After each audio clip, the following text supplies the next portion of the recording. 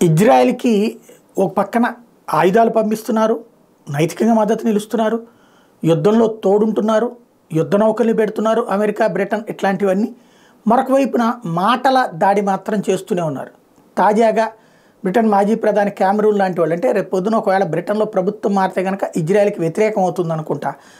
హమాస్‌కి మద్దతు అని కాకుండా ఇజ్రాయెల్‌కి వ్యతిరేకమైతే వ్యక్తం చేస్తున్నారు.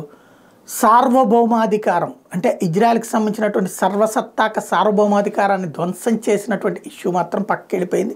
తాజాగా చూసినప్పుడు ఈ సంఘటన చోటు చేసుకుంది.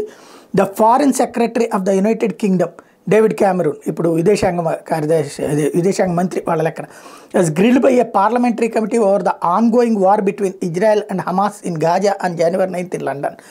Cameron was asked whether Israel has breached international law in its military response to Hamas' deadly October 7 attack.